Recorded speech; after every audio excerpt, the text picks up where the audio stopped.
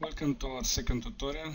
So I have set up here a temporary project with a temporary database, and I connect it to my application, which basically does nothing. I have here a change username. Here in a menu you can change a username, and upon save it will send it to the server. But before we go on, let's talk a little about children. So you see here it's a little bit confusing, child of child. What is this? So I'm gonna give you an example now. We have this database reference, and I'm gonna say child grandparent dot child parent dot child, and this can go on for maximum 32 levels, I think.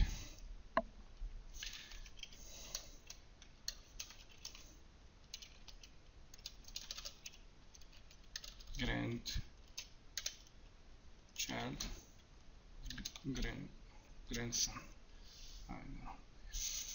And we're gonna set it a value of the secret value. Okay, so I'm gonna do this. This code will be executed and the application will restart. So if we go ahead and look in the console, we see we have like a structure here with grandparent, parent, kid, grandchild. So every time you write a child here, it will create sort of nested pyramid starting from grandparent, parent, kid, grandchild, and you can go on. Okay, so now that we discuss this, I'm gonna show you how you can transmit data easily. Let me delete this one here. Notice when it was red, it's deleted. When it is with green, I think it is added. When it is with blue, it's moved. So a little bit about the coloring here. Okay, so what we're trying to do is create some sort of chat application, let's say. So for chat, I'm gonna start by making my model. So I'm gonna create here a package called models, and I'm gonna create my message model. Okay, in this message we'll have string message text username timestamp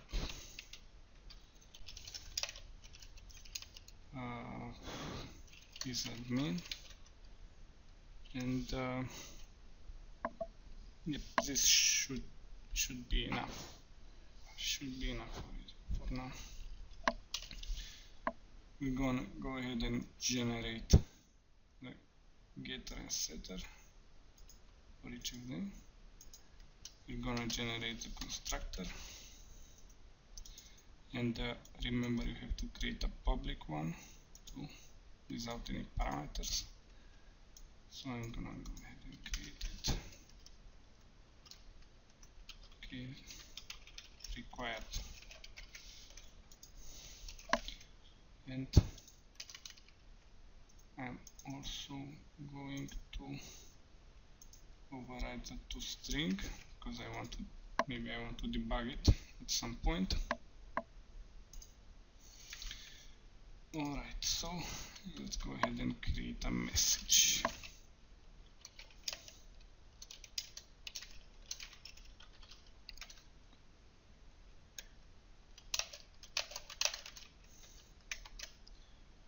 So what do I have here?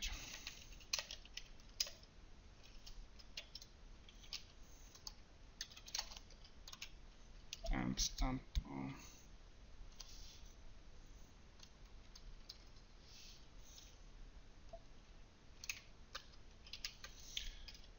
so I have this message created.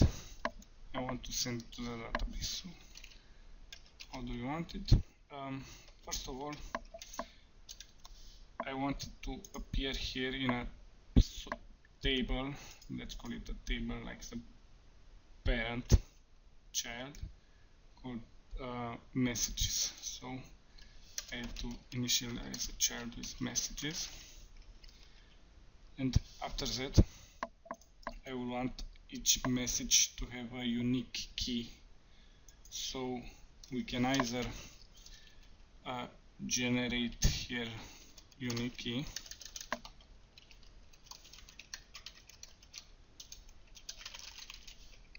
let's do it like this for now, and I'm gonna set its value to my aux message. What happens if we run this simple program?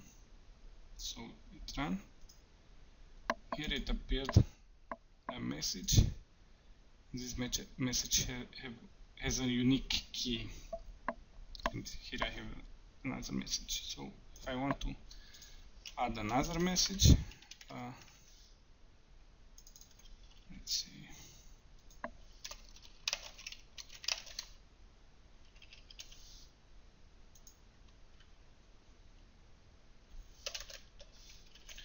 Another timestamp.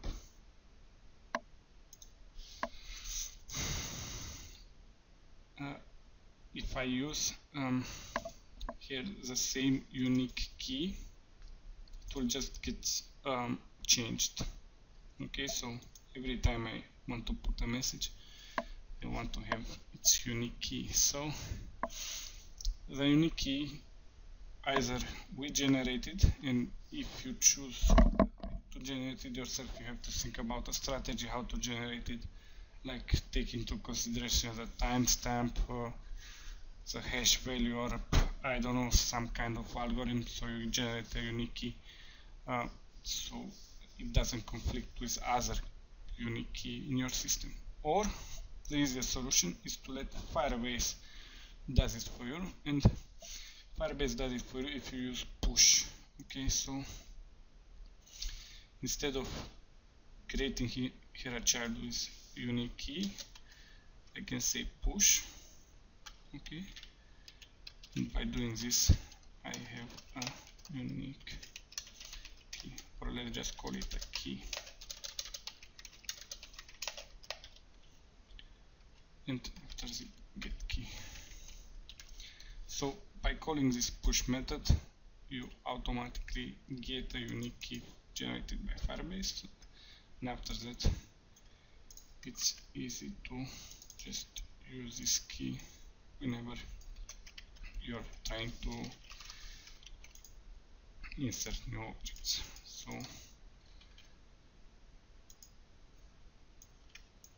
if we make it like this,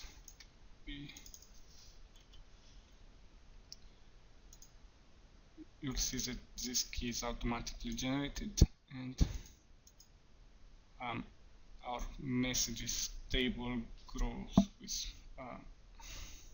more stuff in it. So let's repeat what you learned. You can use directly a plain Java objects, which is quite nice. Remember just to add a public constructor without any parameters, and after that you can just use push get key to insert into your database. Now let's talk about a little about querying. So you have this list of messages here, and let's say you want to create a list inside your application which shows and updates every time a new message comes. So what I'm gonna do now is show you a simple library that I made open source. It's called Simple Chat, and you can get it from this URL. Just remember to start and fork this library, and I'm gonna just copy paste some of the stuff from it. Now the first thing that I want to do, because I don't remember how to write this recycler view every time, I just want to copy paste the recycler view and the recycler adapter and initializer, because there are something there like how to create a recycler view, which is a style of chat. So every time a new record comes or you insert a new record, it will automatically scroll down. So I don't remember, and I will just paste it from here. So I go in app, source, resources, you can just download all of it. Layout, I'm gonna just copy paste all the main layout. Okay.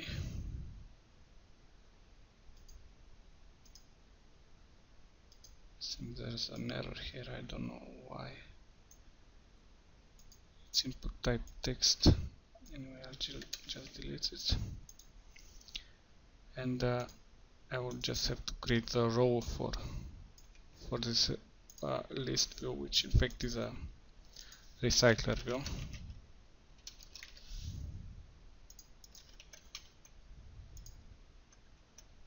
Okay. And I'm going to also go and copy paste this adapter, main adapter, and I'm gonna create here a package called adapt.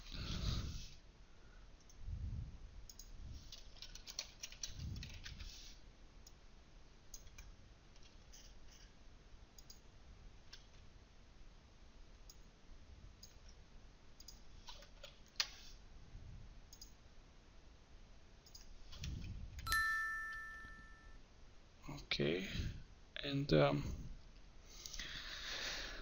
I have other things here. For example, the model's message is slightly different. I have also Boolean is notification, and also I have a user ID sent. So I'm just gonna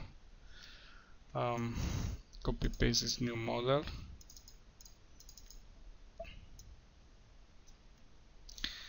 And you'll see here some annotations like ignore extra properties, just don't mind it for now. Also I have this equals override and hash code because I want to compare if the same message is getting sent twice, but you just don't worry about them for now. Just I want to show you that it's not so difficult. So, and here I have an utils which just calculates some formatted time, and it I will just copy it.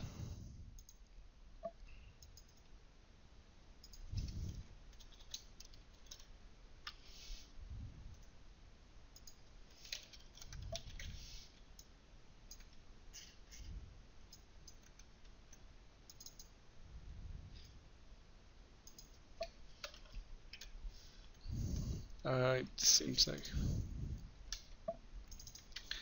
I don't have some colors, but doesn't matter.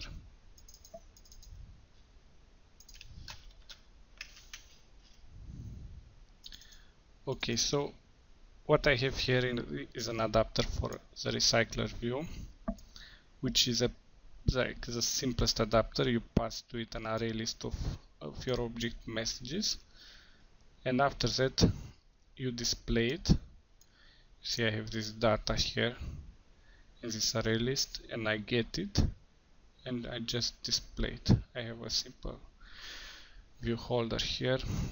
You can read more about it in some beginner's tutorial about how to create the adapters for the recycler view. Okay.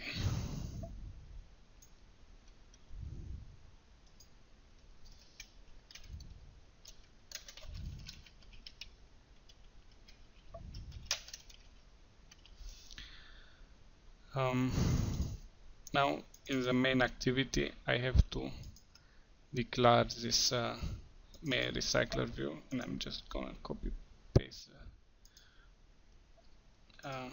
some of the code from here.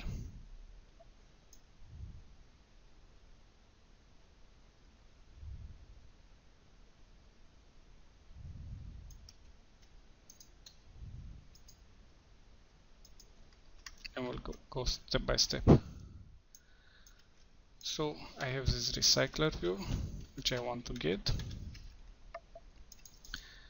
and I have some buttons with send and an edit text which I don't care at the moment, and I initialize my recycler view with this linear layout manager, and I have this main adapter which takes the parameter message array list, and the message array list is a simple array list of message.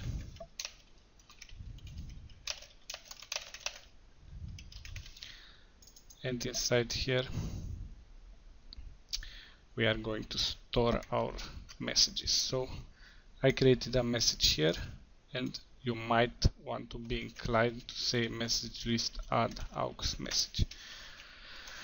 Well, this is correct, but since you're going to send a value to this database and update it, it will automatically trigger value event listener. So better to initialize this part inside our event listener. So first let's send it to the server, and I want to send it by creating a key.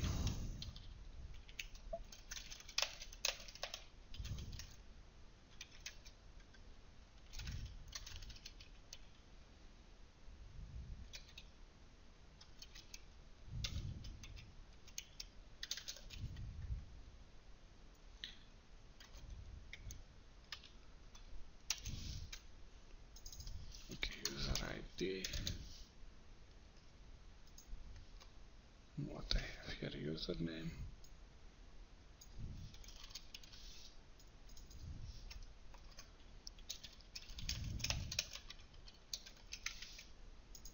and here instead of the timestamp I'm gonna say system time in millis divided by 1000 L. Let's go ahead and create it.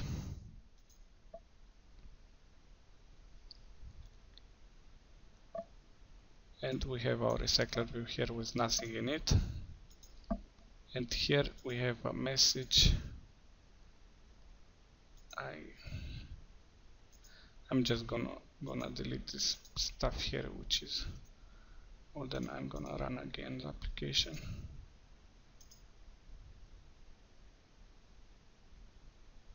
Okay, so I have a message. Now, how do we put these messages here? Just let me rerun it again. So I have two messages here, and I'm just gonna modify this message to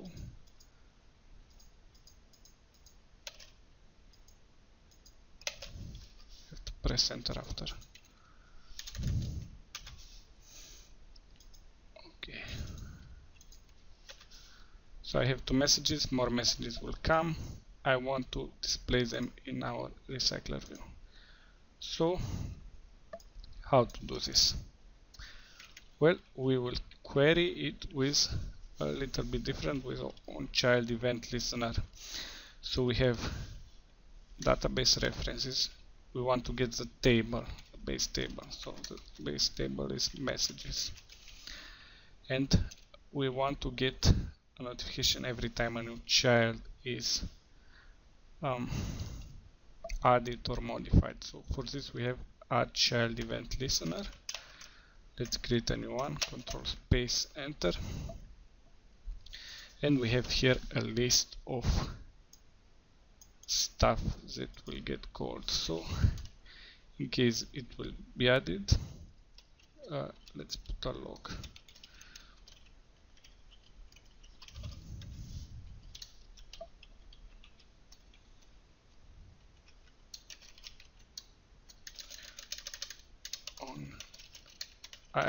I recommend you to do these two in the beginning, so you will get a better understanding if you debug everything and you know when it's happening.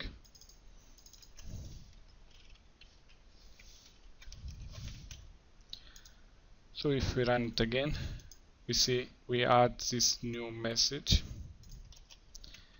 and also you see that this part is triggered on child added.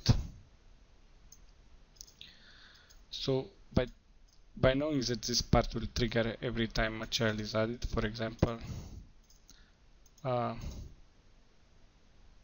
could add here, but it's a little bit different. Let's modify a child. It's message 2, and we say here on child changed. Okay, so everything is working. So let's go ahead and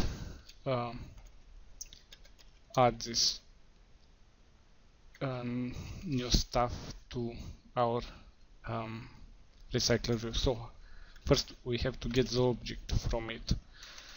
So how to do it? New message, data snapshot, get value, and inside here of the get value,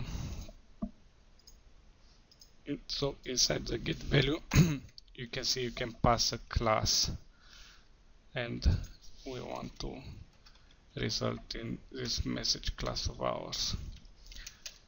And I'm just gonna say message array list add new message.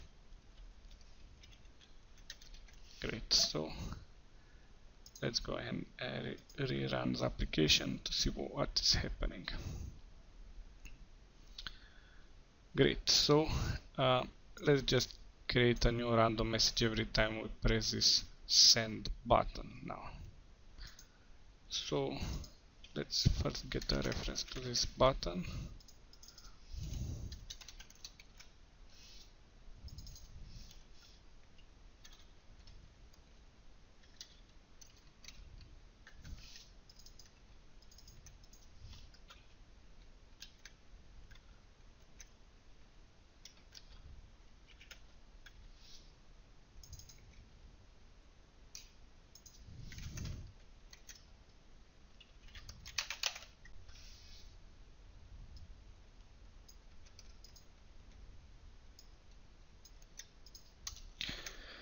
Actually, I'm gonna show you a trick now. Select everything and go to refactor, extract, and method. And I want it to be in main activity, and I want it to be called send save to db. Okay. So this save to db method creates a new message.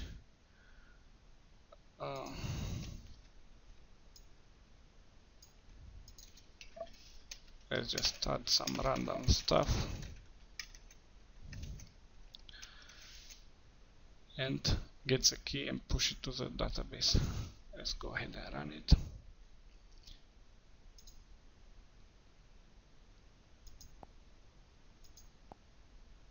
Something is not right.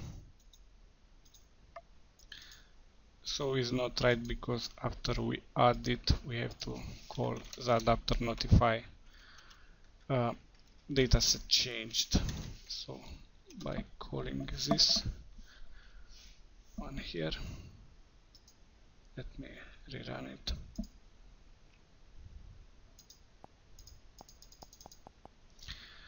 See, it's loaded. Now if I start the app again, you see it takes some little bit of time to load everything, so maybe it would be a good idea to show a small progress bar before it. But going through the logic again, every time I press this send button, I go to a method called save to db. This save to db creates a new message. somehow. For example, for this message you can get the value from this edit text, goes to the table messages, gets a unique key. This unique key will become a child of these messages, and we set the value directly from our Pojo. When we do this, on child added will get triggered, and from this one we get our object directly with get value, and inside it we can pass a class name for deserialization. We add it to our message array list, and we call adapter notify dataset changed. So now the question is, what if we have a very big database here with 5,000 JSON files? How we do it? Because if we run this code, it will download hundreds of megabytes, so it will fail. So we have to make some limits. And about limits and ways to query the database, so more advanced stuff, we will talk in the third part of the video. And I hope you enjoyed until now, and I hope I see you in the third part of the video. Thank you very much.